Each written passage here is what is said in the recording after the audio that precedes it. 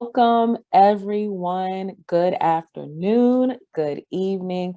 We are excited about today.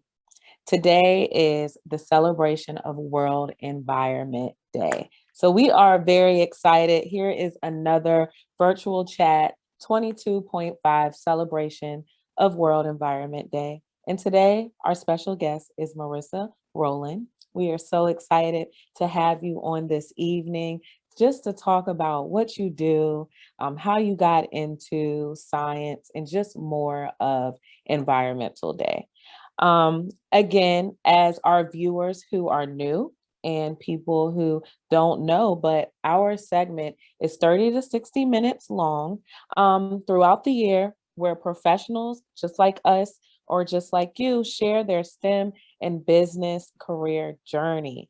So that includes their career roles, their aspirations, their successes, and also the challenges that they face in their past. So if you have any questions for us or our organization, please review our website at www.gsteminc.org. So in order for us to get started, let me introduce myself. My name is Sequoia Moore, and I am the head of business here at GSTEM Inc. We are advocates for girls who have a desire to accept the challenges of becoming a STEM professional. We share the fundamental skills needed for girls to be prepared and successful in STEM-based careers.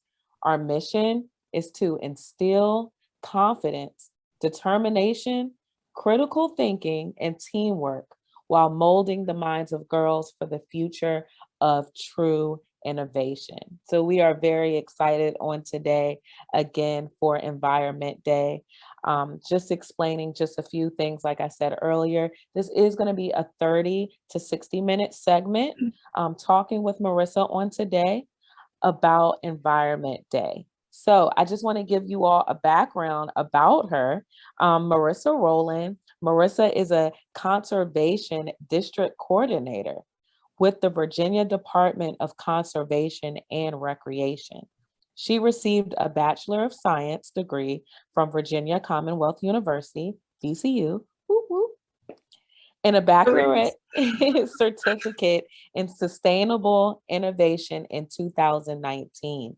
She began her career with DCR right after graduating from college. So that is awesome, Marissa. And we are going to just jump right into it. I'm so excited to ask you questions and just to see what replies or answers that you have for us and our viewers. So just to begin, let's start off by, what are you hoping that the viewers will gain today from our chat by celebrating the environment? So first of all, thank you for that wonderful introduction. I'm really excited to be talking with you guys today. I really hope specifically in kind of my realm of environmental science when it comes to agriculture, maybe not taking away like specific knowledge or any maybe even having a plan, but just kind of some broader knowledge. There's a lot of intricacies, surprisingly, that go into agriculture. There's a lot that goes into it. There's so many types of farming and uses for crops. So just maybe a broader knowledge walking away from today when it comes to agriculture, specifically as it relates to the Chesapeake Bay. Most of my work is done in the Chesapeake Bay. Actually, all of it is done in the Chesapeake Bay. And I can talk about that more later, but we've got a lot of programs, a lot of efforts to increase the health of the Bay. And so I hope just some broad knowledge and then maybe learning a little bit more about the Bay. Oh, wow. Oh, Chesapeake Bay? Mm-hmm. Wow. Yeah. I work specifically in the Chesapeake Bay. Working on the Chesapeake Bay Watershed Implementation Plan, which is a lot of words for saying fixing the bay's health. So a lot of runoff, like soil erosion, nutrient erosion, cows being in streams, all of that contributes to poor health in the bay via algal blooms, low light penetration in the bay, and a lot of just other issues. And of course, it's not just Virginia involved. When it comes to the Chesapeake Bay and the health of the Bay, it's the whole watershed for the Chesapeake Bay is Virginia, parts of West Virginia, Maryland, DC, New York, Pennsylvania. Wow. So it's not just us, but we kind of get the tail end of it because we're right next to the bay. So Wow. So that was a handful right there, everyone. I'm super excited again because my specialty is business. It's definitely not what she's stating, but I'm glad to, be a part of this just to gain more knowledge, like you said. So let's just jump right into it. So just to give our viewers insight about your role at DCR, what are your primary functions in the organization? And what led you to the role? So I got involved with DCR, like you said, right after college. I actually graduated on like a Saturday and interviewed for the job on like a Monday. And I started part-time. And there are so many part-time jobs available specifically at DCR because we also include the Division of State Parks. So that includes a lot of outdoor jobs like that. So I started, this job kind of came across, fell into my lap through my advisor at VCU. She was fantastic. Her name is Lindsay Friedman. She has since left VCU. She left last semester, I think. But she is fantastic. She would forward emails constantly for jobs. And of course, I was getting down to the wire and I was like, I really want a job when I graduate. Like, I want to make this worth it. And it kind of fell into my lap. It was a part-time wage position. And the position title was a mouthful. It was Agricultural Incentives Program Technician. A bunch of $5 words basically saying the cost share program technician.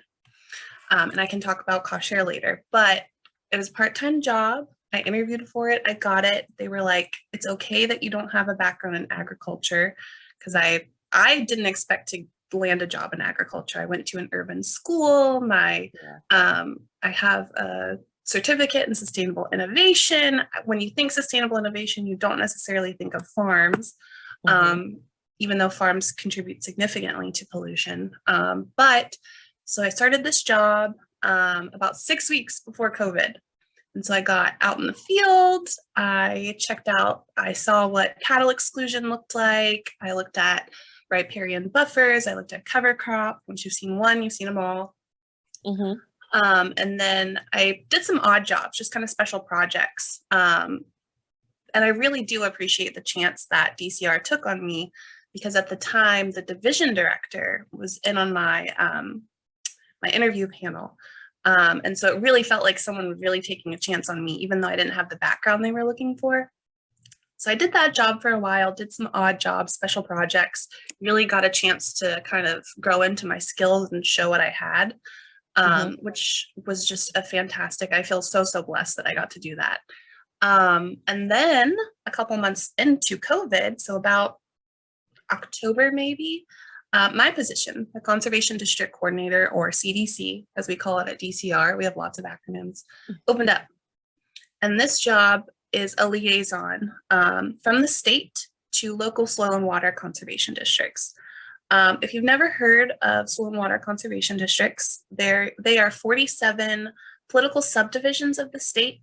They're not truly state government. They're not truly local government. They're this kind of odd in between. They operate very independently, but they operate using grant funds from DCR. And so my job, of course, to liaise between the two, is to also track their grants. So they have 2 grants per district, and I have 6 districts total. So one of those is an admin and operations grant. So it's, it's money to keep the lights on, maybe pay some bills, maybe pay some salaries. And the other one is cost share. And cost share is the bread and butter of what DCR in my division does, is we take on a cost of certain conservation practices or programs for the producer to make it a little more cost effective for them to do those conservation programs. The rates vary and the practices vary. There's so many different practices you can do, but it averages like 75% cost share, and it's reimbursed. So unfortunately, the producer has to put the money up front.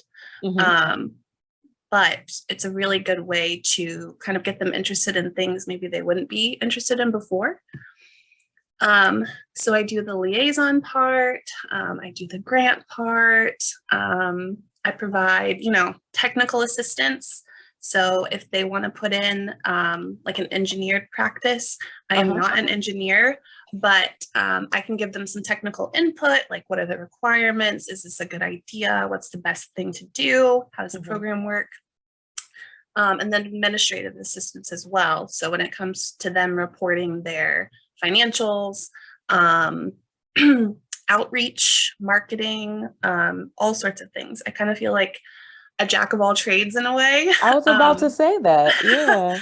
Yeah, but I really enjoy the work I do because conservation and the conservation that we do, I think a lot of people in environmental science kind of sit in their ivory tower and they do their research and they never actually implement that research, but I actually get to see it in motion. And it's not a sprint, it's a marathon, but every year that a program goes by, we get to see a little bit of improvement. We get to hear about the bay health, or someone learned about this really cool urban program or this environmental program.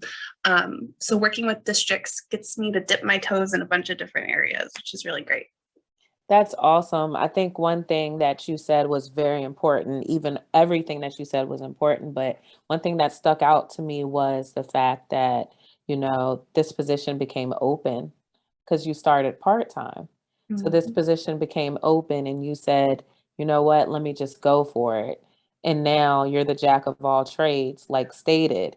So even though you're not an engineer, you have that engineer background. So you are a well-rounded individual for this role. So that was just awesome. Yeah, Especially for our young, girls who are listening in. You can start somewhere part-time, but you never know where you can end up in the field. definitely. I was certainly in a position where I had a roommate. I was not as worried about, having to pay all the bills by myself. So I was able to take on a part-time job. Yeah. But there are lots and lots of them with varying salaries. Like my salary was pretty good for part-time at the time. I think I was hired on at like 18 an hour. So they really do fight, especially for the state. They really do fight to make sure that, even if you are part-time, you're getting paid decently well. So that's awesome. And I do want to plug in that you did state that they are hiring. They always hire, usually. They're always hiring, specifically our Division of State Parks. They have lots of positions open, especially right now with summer. So if anyone is interested in maybe something on the weekends or on the side, definitely check out DCR jobs. I want to say it's dcr.gov/jobs, but if you Google it, it'll come up. Okay, thank you for that. Let's jump into, when did you realize that you were interested in this field? Like when?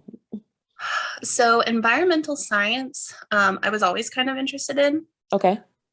There's a story I tell in like when I'm writing a cover letter, where I was probably like 4 or 5 and my mom brought me this like Nat Geo like bug ID book, but it was like, the bright, colorful like butterflies and like your praying mantises, your very charismatic kind of wildlife. And she brought it and I was so excited.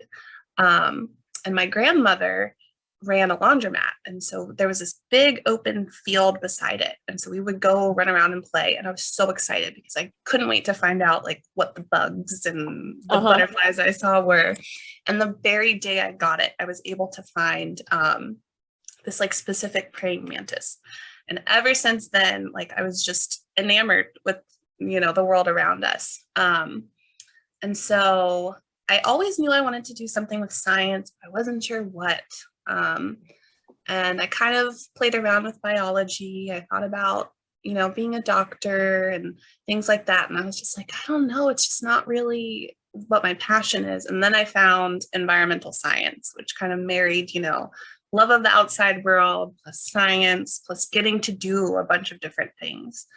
And I worked very hard at my degree. I don't come from money at all. My parents very much struggled.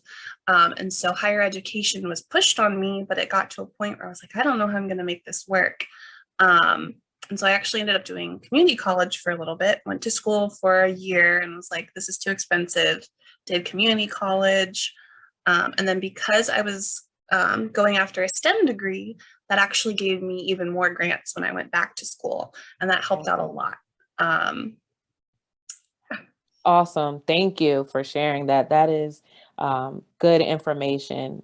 I don't know which nugget to take either. It's just all overwhelming, but in a good way. You're giving good points for our viewers to, you may not know what you want to do, but just with that story alone, being 4 or 5 years old, and you said, look, this is what I want to do. This is what I want to pursue. This is it. This is my road in life. Like, this is it.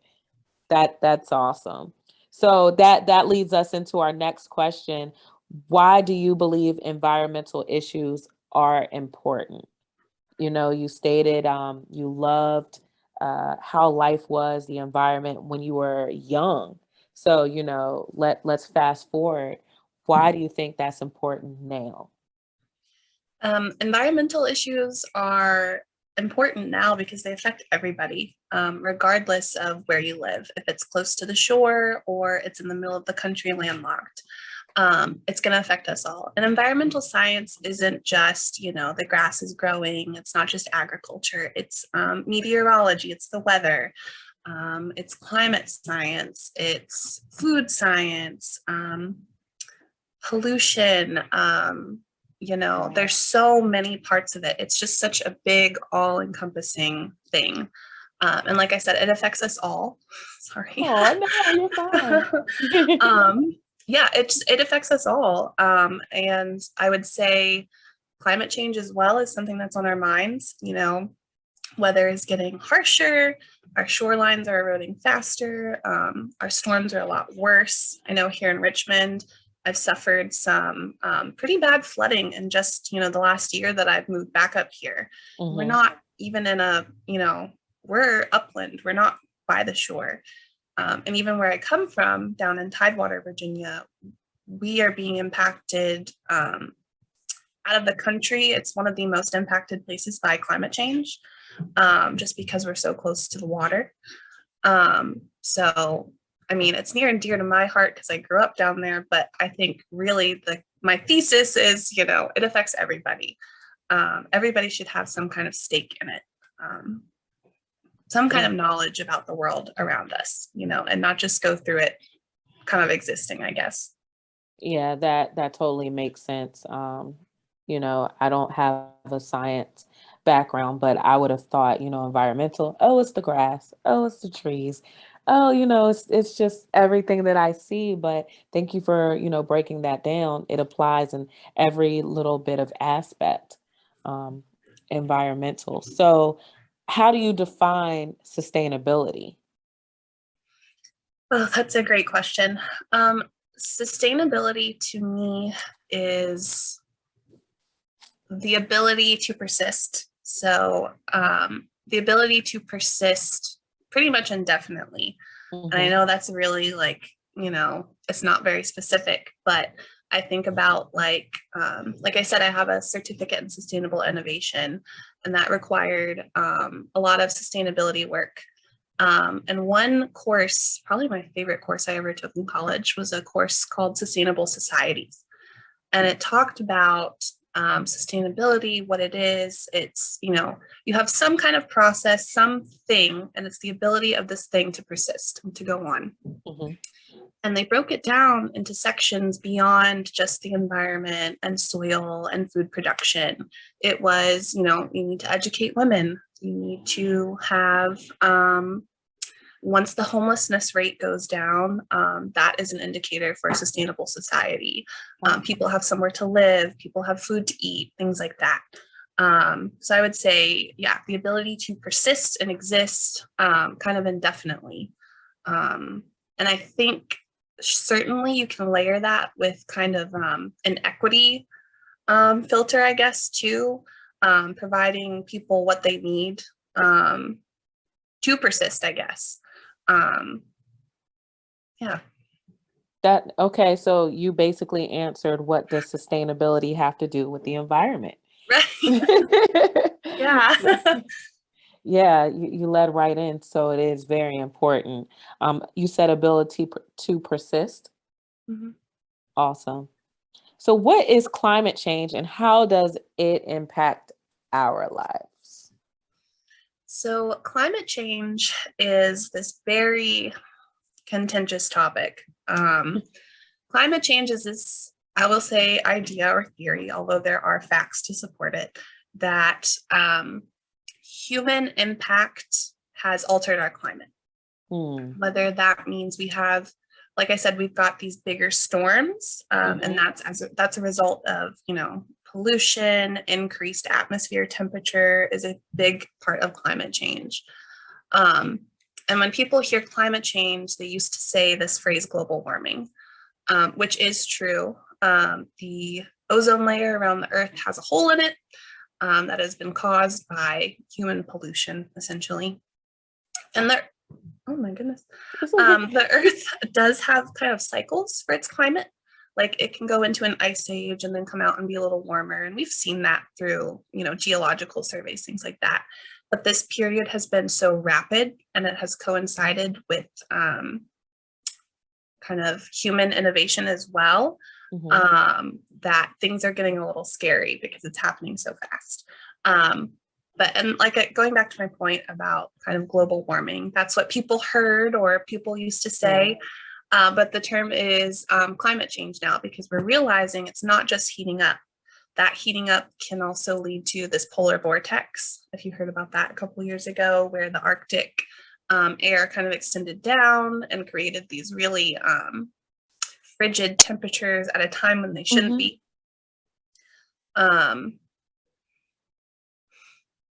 Yeah, it's a very contentious topic, unfortunately. And people in natural resources are kind of trying to facilitate discussions so that people can come to, a better understanding, because these things are going to affect us forever.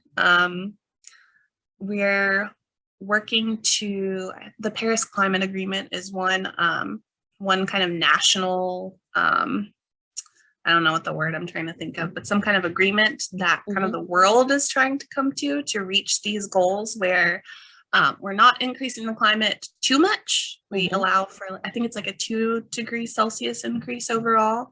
It's still not comfortable. Like you won't want to be outside probably, right? But it's not detrimental so that we can undo the damage done. But so people in natural resources are kind of working on that and trying to come to an understanding. Unfortunately, it's become a political issue, which is a whole nother thing. Yeah. Thank you for sharing that. So what should we do to combat the effects of climate change? With everything you said, like what should we do?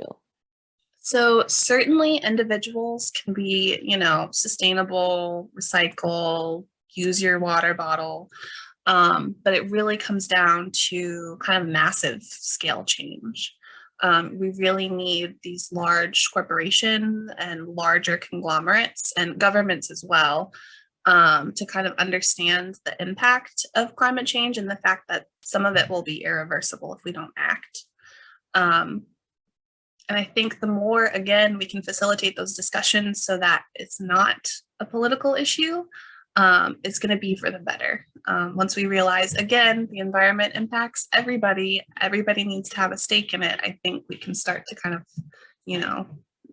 undo a little bit of that contentiousness surrounding it. Yeah, I'm glad you broke that down, because I can say, which is really bad, I haven't been recycling like I'm supposed to. Okay.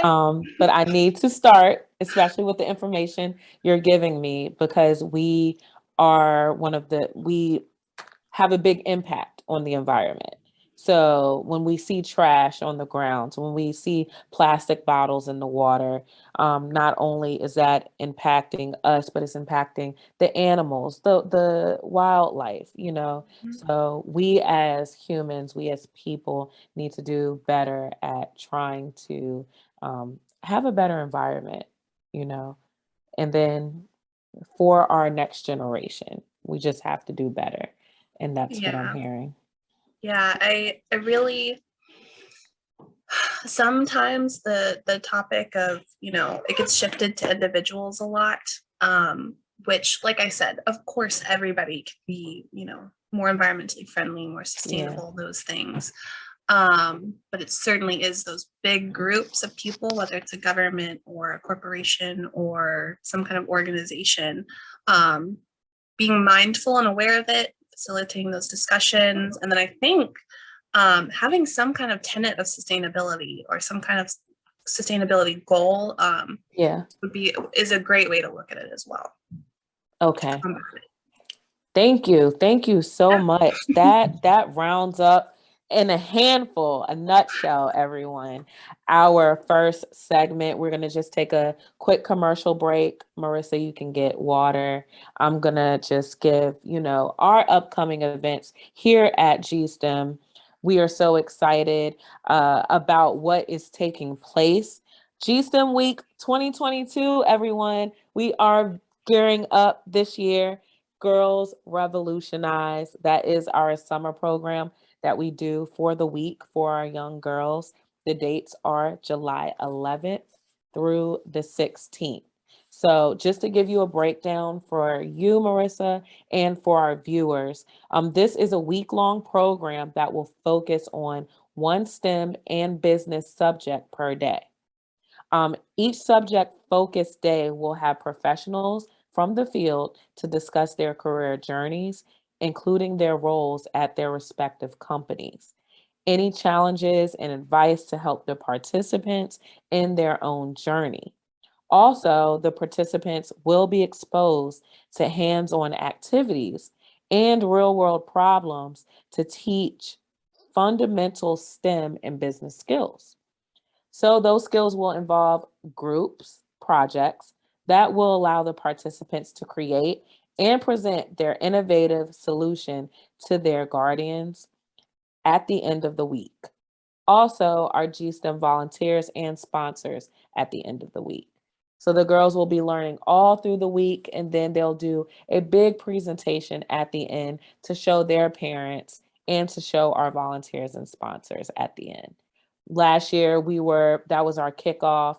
It was awesome. It was a virtual event. This year is virtual as well. We are excited. We know the girls are excited. So we just cannot wait. We are still open to donations and sponsorships. So if you are interested, you can donate at www.gsteminc.org. And if you are interested in sponsoring our week, contact us through the site or our email at gsteminc@gmail.com.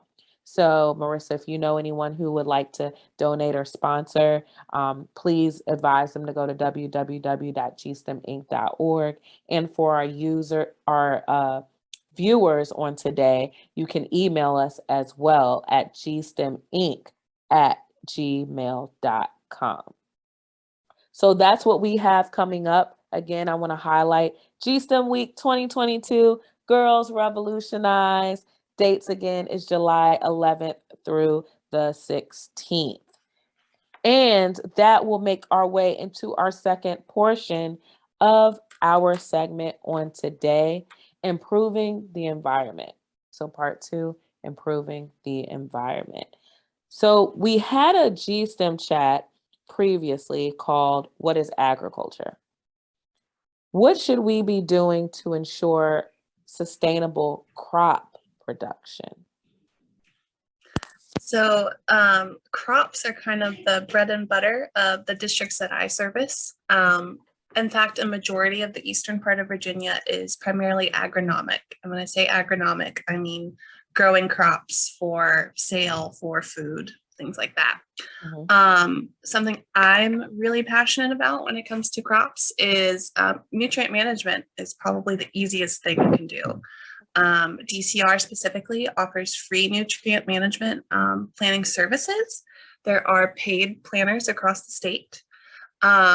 But what nutrient management planners do is they analyze the soil for certain nutrients and then give you a plan of kind of what crops to plant when, so that your soil you don't overuse your soil, you don't exhaust it.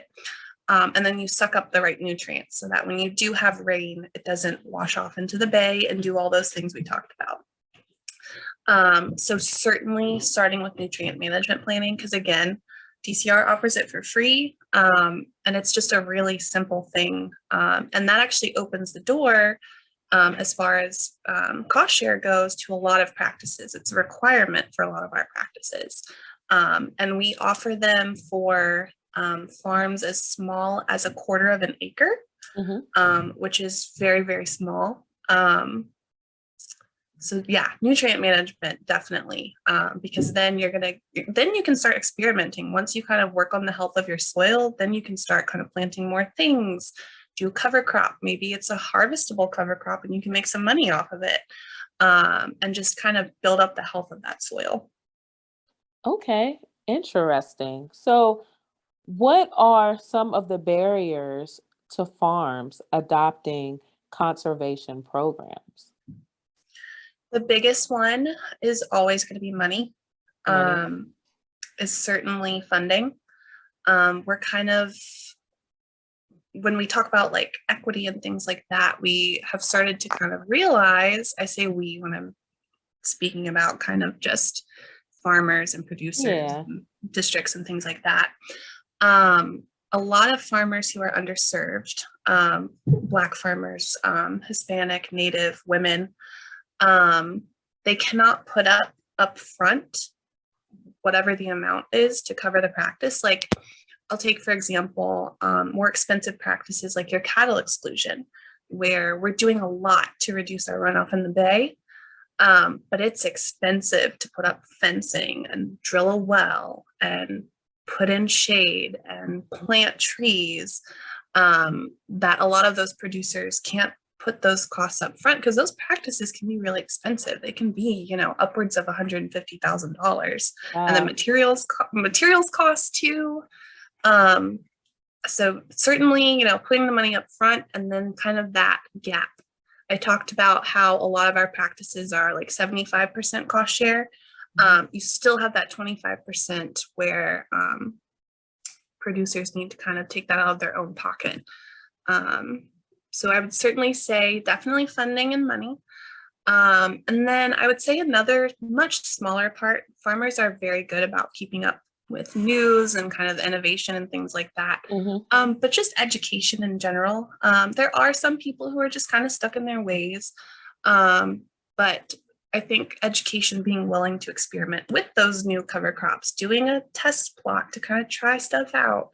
Yeah. So money or funding, and probably just a very small part of it is just education and awareness of what is this going to do. Okay. So that jumps right into, what recommendations do you have to help farmers, overcome those barriers? You did state funding. What are the Yeah. recommendations that you may have? So a very recent addition to our program, it's actually starting in July, is that our districts are going to be able to partner with nonprofits and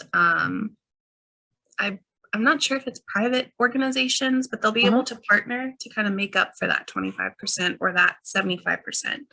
We also have, through the Department of Environmental Quality, something called an Ag BMP, so an Agricultural Best Management Practice loan. It's a 0% interest loan, and it covers the cost of, I'm so sorry about the lighting. No, you're fine. You're fine. It covers the cost of whatever the loan is, the practice. And again, it's 0%. And I believe some of it ends up getting forgiven often. Oh, okay. That's also a really good way for a producer who might not normally be able to participate. And then a very recent program is actually a partnership with Virginia State University, Okay. the Small Farm Outreach Program. They do some work to reach, oh gosh, sorry. It's okay. To reach those underserved farmers that we talked about. And they do field days. They let you do tours of their Randolph farm, which is their like test farm. Good to know. And they do a lot of innovative things. I don't know if they provide grant funding or anything, but they're always willing to talk to small farmers, Okay. or just farmers in general. Wow, that was a wealth of knowledge right there, for everyone, to overcome those barriers. So thank you for that. What can we personally do to reduce our carbon footprint? Wow, that's a great question. Yeah, it kind of goes back to that question earlier about, what can we do to be good stewards of the environment, and, being aware of the fact of, is this something that I could buy that's reusable? Do I really need something, wrapped in plastic? Bringing your canvas bags to the grocery store, and awareness, first of all.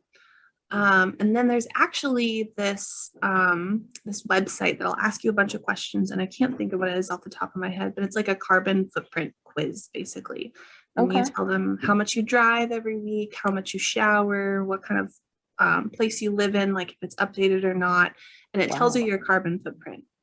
And so that's really useful to maybe just kind of get an idea personally. You're not going to change the world overnight. Again, it's a marathon, not a sprint.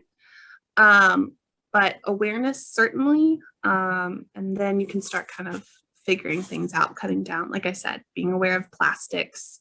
Maybe you don't get the thing that has a bunch of packaging. Maybe you, sorry. Maybe you start to kind of buy those products that can be refilled in like glass jars, or doesn't have a lot of packaging. You have to be careful of things like greenwashing.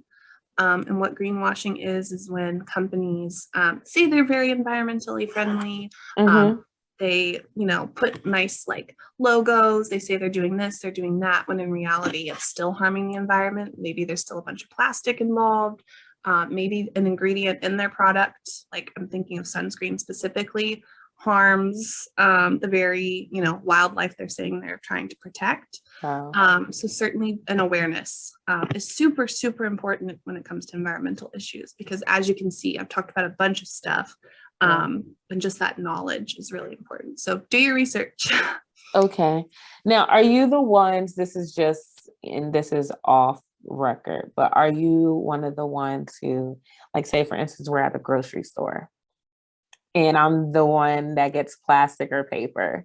In your mind, are you like, they could be getting reusable bags? Or nope. I will not judge. I think especially when it comes to maybe folks who don't look like me, or folks who came from, a background where they don't have access to, because these things are a little more expensive. You do have to kind of invest.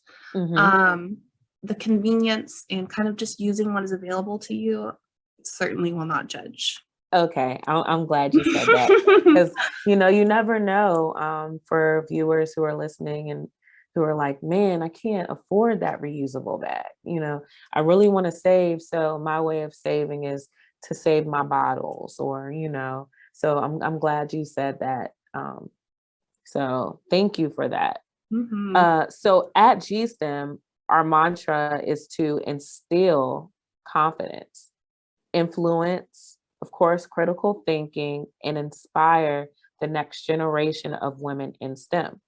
So by doing this, our goal is to increase the diversity of girls in future STEM and other professional careers, where their technical skills can be applied. With that being said, what is your advice to young girls that are interested in pursuing this as a career? Definitely get involved. Certainly, if you have the time and ability to volunteer, whether it's, going out with the Friends of the Rappahannock group, or it's working in a state park, or building a community garden, but get involved, start volunteering, and then you can kind of figure out what you want to do. And then you can kind of develop it from there. But I would certainly say get involved, start, volunteering, making those connections, networking, all of those things. Okay. So another question off record. So for our young girls who, come to us and say, hey, I want to get involved. I want to, partner, or I want to volunteer. Does your organization, I know you stated earlier, but does your organization have partnerships or volunteers to where we can connect with you and then the girls can, volunteer, or do you have to be a certain age? What are those requirements? So I'm not sure specifically. The Division of Soil and Water, which is the division I work in, doesn't really have any volunteer opportunities. Okay. But I know like Youth Conservation Corps is a paid opportunity, but that also has volunteer opportunities as well. So we call it YCC. Uh-huh. They also do things with veterans as well, but specifically they cater to youth. And then there's also, I'm trying to think of, there's usually a forestry camp. I cannot think of what it is, but the Department of Forestry runs it. Okay. So DOF. And then there's always like 4-H camp through Virginia Tech Extension as well. Mm-hmm. Virginia Tech Extension offices and their 4-H agents are amazing for young people. That's a great way to get involved, to start, whether it's on a farm or it's out in the woods. They're wonderful resources as well. Awesome. Thank you for that. So with all the information that you gave us tonight or this evening was very helpful and beneficial. So we do thank you so much. But with all the strenuous work that you do day to day on the farms and thinking and everything like that, as far as the environment, what do you like to do outside of that? I like your passion. Lots of things outside of that. Some things are outdoor centered.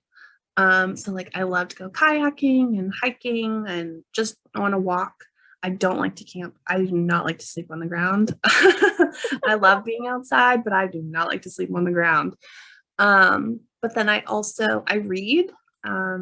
I've read a lot in the last year. I like set a book goal for myself and I reached it a couple days ago, with 6 months to spare. Awesome. So reading.